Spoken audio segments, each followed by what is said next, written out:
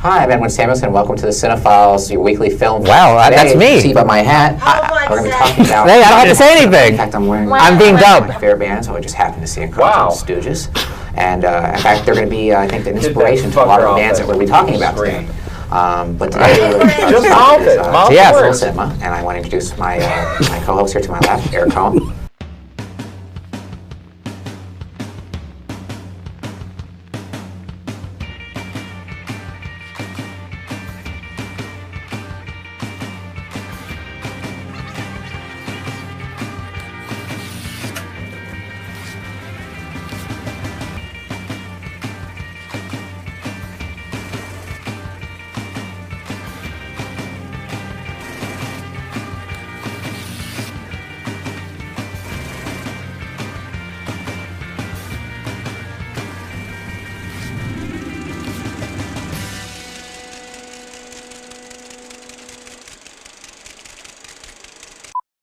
Hi, I'm Edwin Samuelson, and welcome to the Cinefiles. It is 2009, therefore, it is time to review unveil our list of the 5 best movies of 2008.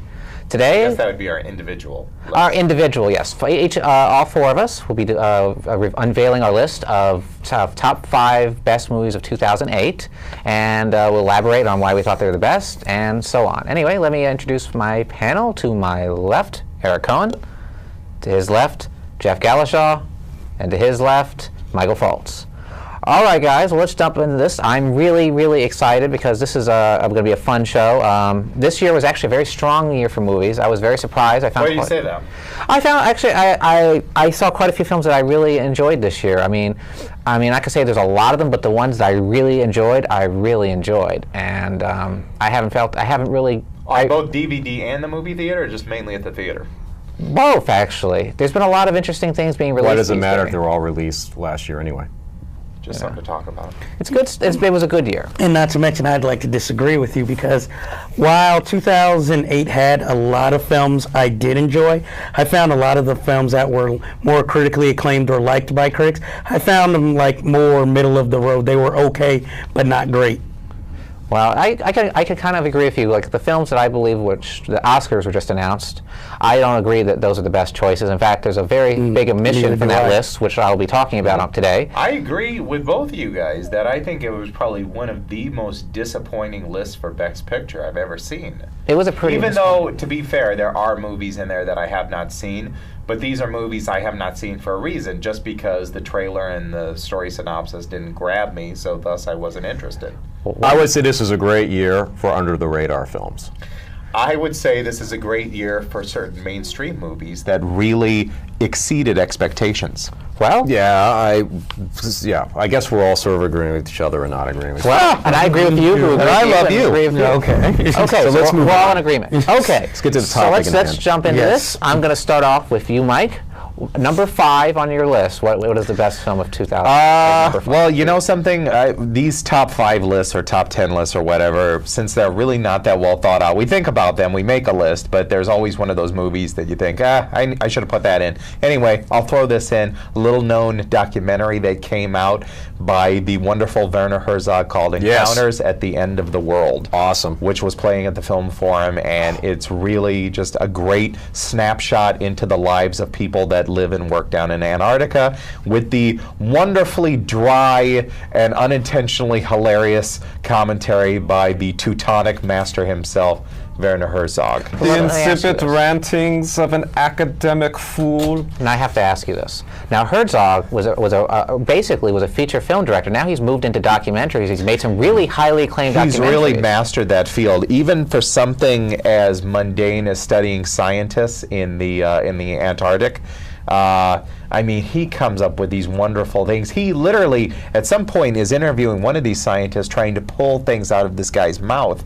And he's saying things like, do you think human beings evolved because they were escaping the horrors from the sea that they encountered? And the guy's like, yeah, that sounds probably about right. And then they're talking about this penguin that they want to stop from going away from the herd and going up into a mountain to, I guess, commit suicide like a penguin would do. And then you just hear this voiceover. is it possible that there is a thing called Penguin Madness? And it's a wonderful, wonderful film, and it was a great film to see on the big screen. It's beautifully shot. We should add, though, the story behind the film. It wasn't his idea. His co-producer originally went to the Antarctic to do a music project, and he fell so in love with the Antarctic and the strange eccentrics there. He came to Werner Herzog and said, "You should do a documentary on this. I'll help you produce it." And he's featured very briefly in the film. It's that scene where the two scientists are on top of their shed and they're doing the little rock jam. Well, one of those guys is the actual producer of the movie. Let's move on because we have 19 more films here to discuss. Yeah. Or supposedly. Yes. Now, Jeff, you have what is your number 5? My number 5 is so professional with the list. No, I have a bad memory these days. So do I. I got overworked. Slumdog Millionaire, which I know topped a lot of people's list. And my number 3 for the record. You're supposed to tell us that later. Yeah, later. Geez, stop recording me on my time. I'm barely talking. Please, spoil list too. We're not gonna repeat what the other person repeated. No, but you can mention that was also on your list. Yeah, but for Slumdog Millionaire, more than anything, I think with this film, even though he already was one, this one cements Danny Boyle again as an auteur, not director for hire, more or less. I agree with that 100%. Because he keeps taking projects that are more challenging than just taking when he could easily take a studio job to direct, I don't know, something like, let's say, Terminator 4, where he could just say, okay, I'm going to do this and just make a few $1 million, and it really doesn't challenge me at all. Instead, he goes out and finds stories and films where he tries to think, how am I going to film this? How can I make this interesting, not only to me, but to an audience? And I applaud him for that. Well, I'm going to go into this, and you guys are going to hate me for this, because I'm actually discussing this film on another show, which is our most disappointing. I thought this was one of the most overrated films I've seen in some time. I thought it was a good film. I did enjoy it, but I did not think it was as good as people were saying. Now, I don't think it's the best film this year. What was your problem with it? I did like some of the ideas where the game show is intertwined with his life, where he knows the answers to these questions based on his, elements in his life. But I've seen the elements in his life told in so many other films. Yeah, it's like a Dickens novel. Yeah, it's like Mean Streets, but in India. But I can tell you one thing that'll piss you off. I don't think Jordan Hoffman agrees with you. Really? Yes. Oh God. That's time of the year. But ironically, I think it has nothing. It's not even close to Mean Streets. I don't think so. No. What it is I love the fucking film. It is one of my favorite films of the year. I take this team here. The whole point of the film was Danny Boyle was trying to juxtapose a realistic drama with the whole Bollywood conceit that's popular with the whole Indian film. So on one hand, you have this like really fantastical element that's almost melodramatic in a Dickensian way, but the other hand, you have these moments of realism, kitchen sink realism. And I'm always blown away by Danny Boyle's work. This was yet another great film. I think Danny Boyle is the closest thing we have. You know what I feel? The Stanley Kubrick. You know what I think? I feel it was a lot Just like, a lot honestly, more warm a filmmaker. The film felt a lot to me like one of my favorite films of the last 10 years. In fact, I would say it's probably the best film of the last 10 years, maybe, is City of God. It's very much like the Brazilian film City of God in a lot of respects. But City of God is a much darker film. Yeah, it's a lot. City of God is a much grittier uplifting film. It's I don't think the intent. I think the intent was he was trying to juxtapose realism with fantasy.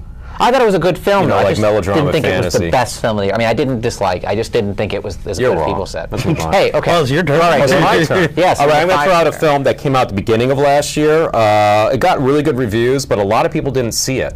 And it was almost forgotten, and it was briefly recognized at the Golden Globes. That's In Bruges. Yes. Completely took me by surprise when I saw it, because I'm not a huge, Colin Farrell fan. But he's great in it. Definitely the best performance I've ever seen him do. As good as Tigerland? Tiger, please. He's very good in No, he's great in Tigerland. I don't like the movies. He blows. Brendan Gleeson is wonderful, and Ralph Fiennes, man, it's like he takes the Ben Kingsley Award in this film. Ben Kingsley was so brilliant, and you had that great role in Sexy Beast that sort of like reinvigorated his career. Well, it's a similar role for Ralph Fiennes, and he's just great. It's a really honest to good, funny movie. It's a very touching movie. and I loved In Bruges. I give so much credit. It's my #2 film. Dude, it was for the longest time, but Forget it was one of those movies that you give a lot of credit to the writer and director Martin McDonagh. He is Martin just, McDonagh, who's an amazing playwright. Amazing playwright. it is one of the most quotable It's his first films. film and his first directed film. It's just so goddamn silly. It's a goddamn silly movie, but like you said, it's got touching spots in it.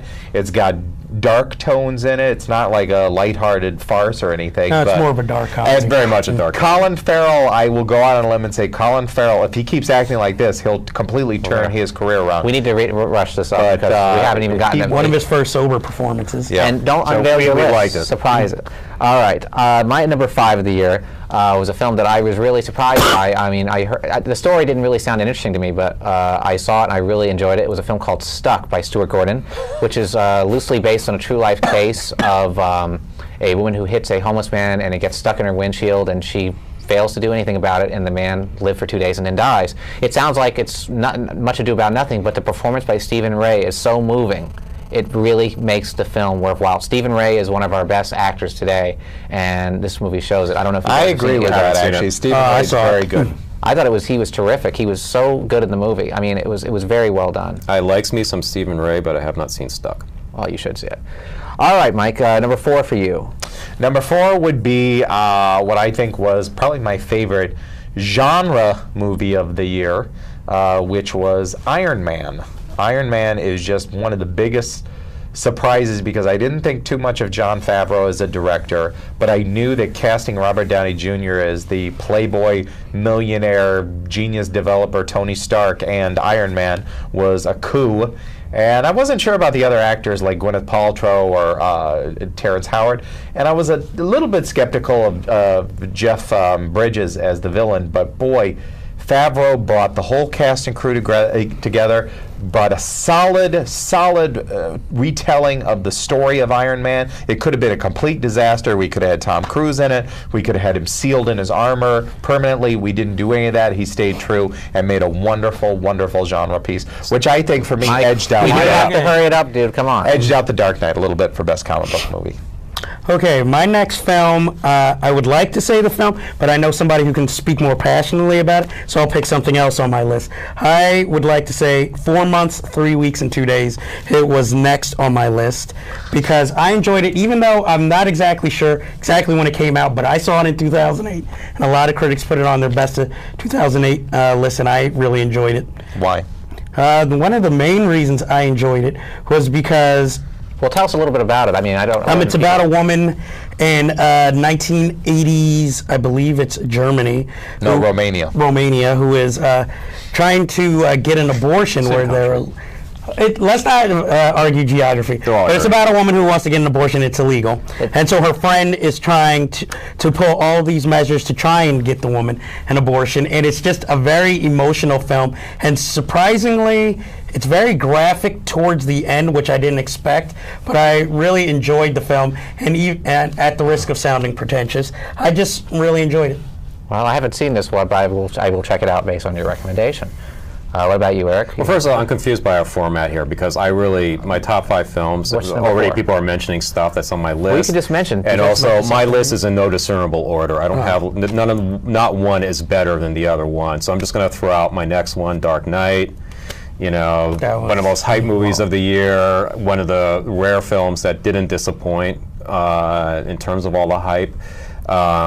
Maybe the best Batman movie ever. Probably very close to being the best Batman Very movie well ever. Competes with Batman Begins. But what surprised me most about The Dark Knight was it was an ensemble piece. You know, even though Batman is the hero, the Joker is the villain, I was surprised at how much of an ensemble piece it was and how much face time, face, get it? Two-Face got. You know, and Aaron Eckhart was great as Harvey Dent. Michael Caine did an even better job as Alfred. Kicked fucking ass. And I loved how every single character had a history. And I love comparing this to the original Batman because it's so interesting is that you see the Joker and you see Batman, and then you see how a person can interpret a character and make it so different. As you know, the first one's really, I don't know even how to, I'm talking the original Tim Burton film, is a really off-the-wall, zany, crazy type movie with some, you know, it's very all about dated. aesthetic. It's very dated. This one very hyper-stylized. And we have to give Heath Ledger credit. I mean, people are just saying he's getting the Oscar nomination, or he's going to get the Oscar because he died. But he was phenomenal. Disappointed by that. I don't think that Heath Ledger doesn't deserve the accolades, but I also think Christian Bale brought it, to as much as one could bring it for Bruce Wayne and Batman. I mean, it wasn't one of those films where like the villain overshadows the hero, or the hero, it felt like it was very equal, and it was a fine balance. I was really happy that the whole, he dies is his last great performance thing. It wasn't overhyped. Heath Ledger is that good in the film. But I love, like I mentioned before, I like the little moments that gave you a certain window in the history of the characters. Like one of my favorite moments in the movie is when Michael Caine reveals this bit about his past, where it was so fascinating. It was just this little tidbit. What was he, like a mercenary in another life or something like that? And it was just really interesting.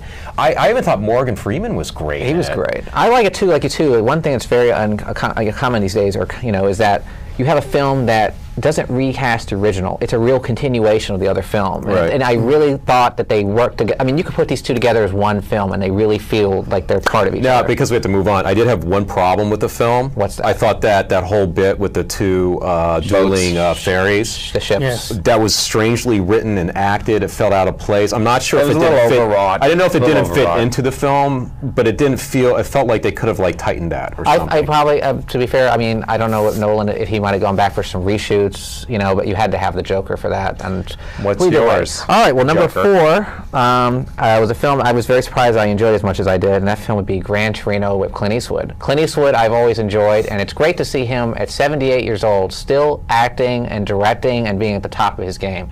He made 2 films last year, The Changeling, which I really didn't think too much, and this one, which I do think is a real character-driven piece. It's not anything new or original, but it's a fun ride, very well acted by Clint Eastwood, and he carries the entire movie. I haven't seen the film, but I also view Clint Eastwood as maybe one of the most overrated directors in Hollywood. Oh, I don't. I find his stuff so uneven that it's really... Yes and no. I sort of agree with you. I sort of don't. I still, to this day, give him props for Unforgiven, which I think is one of the best Westerns ever made.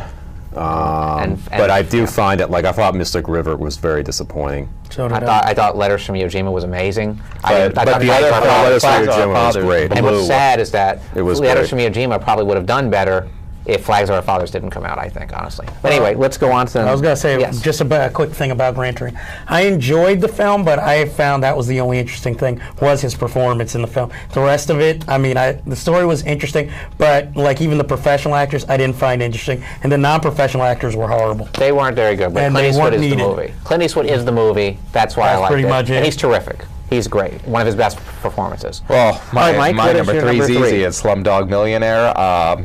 What Jeff said, everything that I completely agree with. The only thing I can add is it's what I saw it twice in the movie theater, and I enjoyed it just as much the second time as I saw it the first time, because the first time you see it, you got a lot of different little surprises in there. Mm-hmm. But I want to give kudos to 2 actors in there. I don't know their names, but one actor is the game show host. I think his name's Anil Kapoor. Mm-hmm. I could be wrong on it. He's wonderful. And the children's the Fagin, the leader of the thieves, Momon or whatever. Great actor. I thought we were repeating with other people. No, he's supposed to say, okay, that's on my list as well, and that number 3. Okay, number 3 for you. Well, I'm just going straight to my number 2. Let the Right One In, which is a foreign film, which is basically about vampires, but it has to deal with more like children. Excuse me for my hoarse voice. It's not like it's that emotional. But I really enjoyed the film. When I first started watching the film, I didn't think it was all that interesting for the first half hour, but after that, more surprising things in the film happened that I would have never thought of if I had been, let's say, trying to write or make a vampire film. I couldn't agree with you more. And I really enjoyed it, especially the ending. I'm not going to say what happens. Don't say, but let me tell you something. I agree with you 100%. What saddens me is whenever you have a film about a werewolf or a vampire or whatever, you're always trapped by certain rules. I love how they somewhat follow the rules a little loosely, and but yet they add all these new ideas. It's beautifully shot, one of the most beautifully shot films I've seen in a while, and I love where it went with the characterizations, with the girl who has a little secret. In addition to being a vampire, there's some more little subtext there, which is pretty sick and pretty subtle. Which you wouldn't expect. Which we know will not be in the remake. Of course Absolutely not. All right, what about you? Oh boy, I'll tell you from that. I have not seen the film yet, but from both your guys' review, I can't wait to see it. Oh, good. Yeah, I'm dying to see it. I'm just going to throw this out there. I know you guys are going to be pissed off that I'm saying this now, because I know it's on a lot of people's #1 spots. But like I said, I didn't have one favorite film of the year, so it doesn't really matter. Spit it out. The Wrestler. Ruin it. The Wrestler is fucking amazing. I was prepared to be slightly disappointed by it because of all the hype leading up to it, but I love this film. Mickey Rourke absolutely nails it. I do consider his performance the best performance of the year. And it's just this incredible character study about, I mean, we were talking about the movie after you saw it, and Mike nailed it. He's just this character that just is so used to fucking up all the time that he just doesn't know how to live any other way. And it's really sad, it's really grim, but it's also a surprisingly funny movie too. Well, one of the things I liked about the film, surprisingly, was that I finally liked that Aronofsky seems to have finally learned how to direct.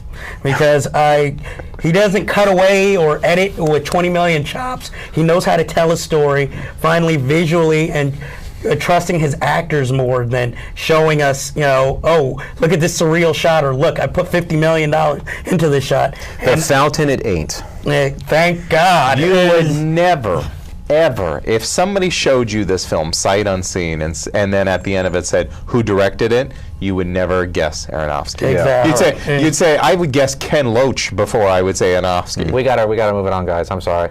All right. Well, my #3 was Let the Right One In, just to let you know. Okay. So, Mike, I'm gonna give it back to you. What is your #3 there? Number two. My #2 would be what we talked about earlier, In Bruges, one of the most quotable movies. Colin Farrell, Brendan Gleeson, Ray Fiennes, once again, tour de force. I want to go visit Bruges. Bruges, Belgium, because of that movie. Okay, well, this is actually my #1 of the year, which is quite... We'll save it then, because we all want to Okay, then you can go straight to Eric.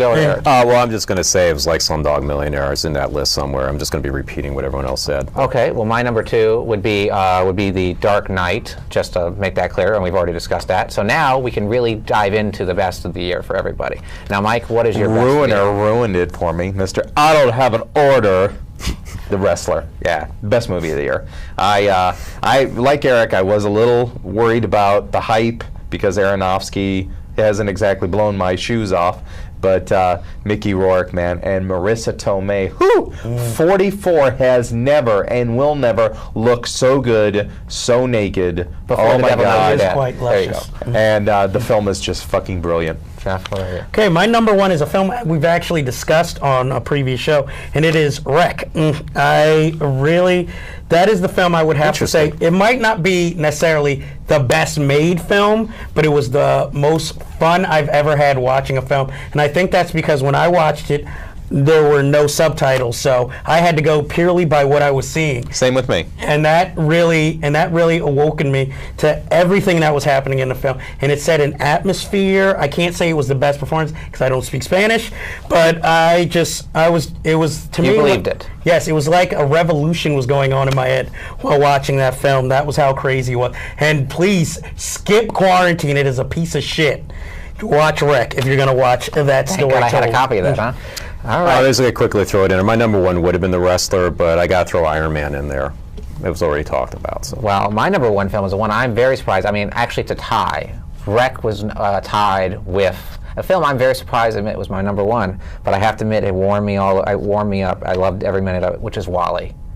WALL-E is perhaps... That almost made my top. WALL-E is perhaps one of the finest animated films I've seen. It's brilliant that it has social commentary for adults about how corporations are destroying the world and the economy, but yet it's in there where it's not so obvious and kids can enjoy it as well. I felt like a child watching it again. You know, but wonderfully animated too. You know, I had a friend that said she didn't like it because she didn't like being preached to, but I give Pixar all the credit in the world, because if I'm going to be preached to, I want to be preached at like that, because not only does it dump on a lot on corporate corporate America or the corporations of the world and how they deal with us. It dumps a lot on human beings too, how we're so in our faces and our gadgets, our iPods and our little Blackberries and whatever, and it talks about what big fat asses we're going to be in the future and how we're all going to be on these roving bikes, and it's kind of grim.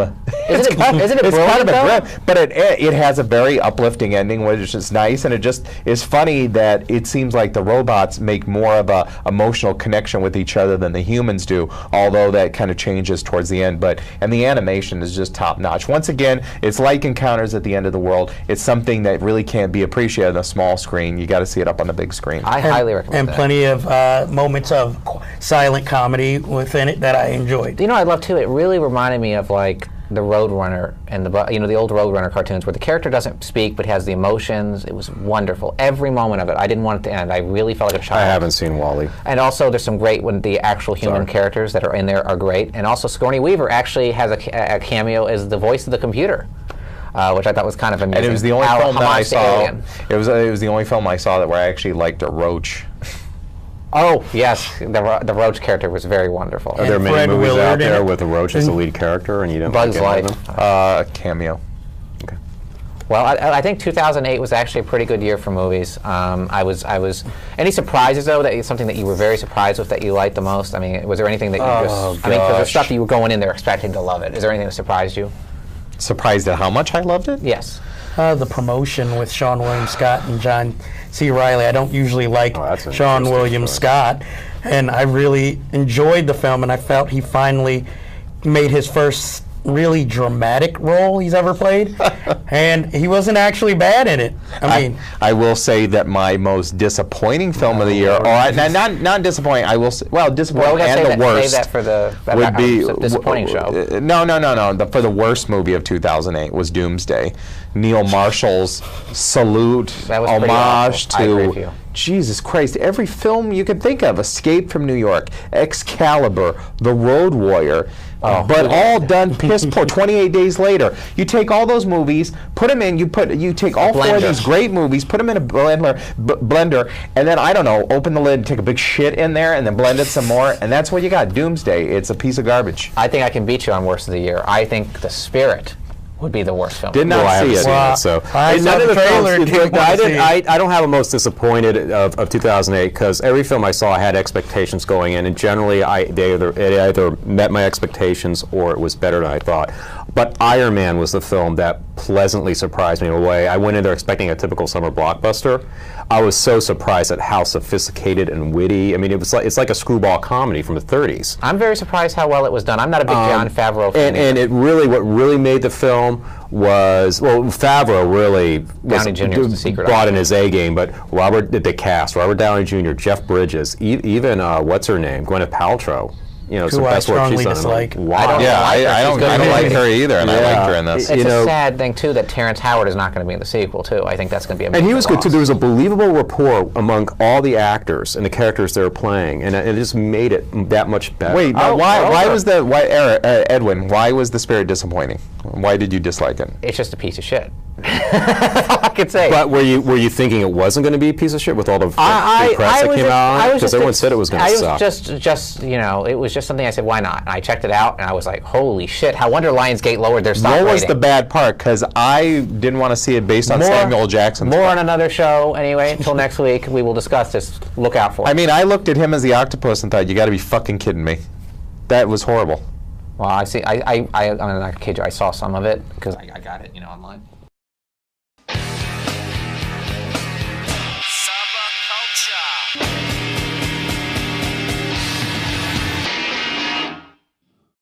Exceeded expectations. Well, I guess we're all sort of agreeing with each other and not agreeing with each other. well, and I agree with you. And I love you. Okay, so let's move we're all on. in agreement. Okay, Let's get to the so topic. let's jump into this. I'm going to start off with you, Mike.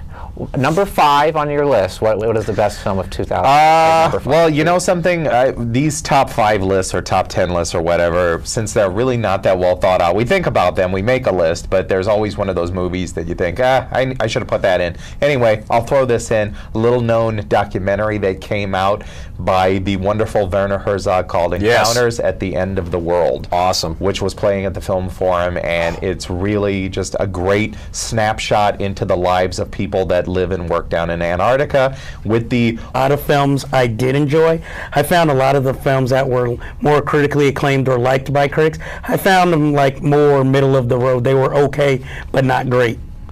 Well, I can kind of agree with you. Like the films that I believe, which the Oscars were just announced, I don't agree that those are the best choices. In fact, there's a very big omission from that list, which I'll be talking about today. I agree with both of you guys that I think it was probably one of the most disappointing lists for Best Picture I've ever seen. It was a pretty... Even though, to be fair, there are movies in there that I have not seen, but these are movies I have not seen for a reason, just because the trailer and the story synopsis didn't grab me, so thus I wasn't interested. I would say this is a great year for under-the-radar films. I would say this is a great year for certain mainstream movies that really...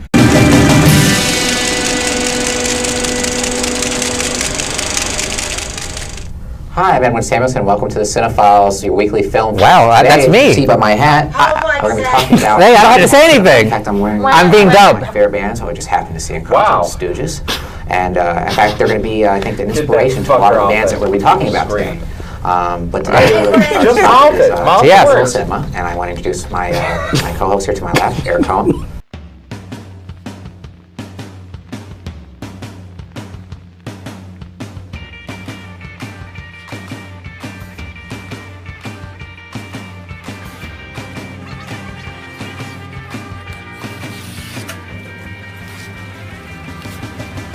Best, and so on. Anyway, let me introduce my panel. To my left, Eric Cohen. To his left, Jeff Galashaw. And to his left, Michael Fultz. All right, guys, well, let's jump into this. I'm really, really excited because this is going to be a fun show. This year was actually a very strong year for movies. I was very surprised. Why do you say that? I found, actually, I saw quite a few films that I really enjoyed this year. I mean, I could say there's a lot of them, but the ones that I really enjoyed. And I haven't really... On both DVD and the movie theater, or just mainly at the theater? Both, actually. There's been a lot of interesting things being released. Why does it matter if they're all released last year anyway? Just something to talk about. It's good. It was a good year. And not to mention, I'd like to disagree with you because while 2008 had a lot...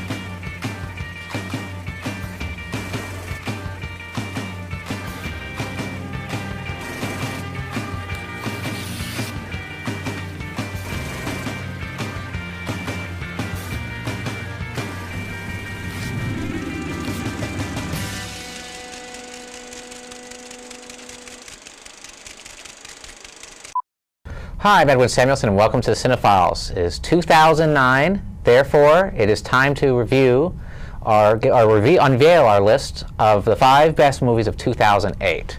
Today, I guess that would be our individual list. Our individual, yes. All 4 of us will be unveiling our list of top 5 best movies of 2008, and we'll elaborate on why we thought they were the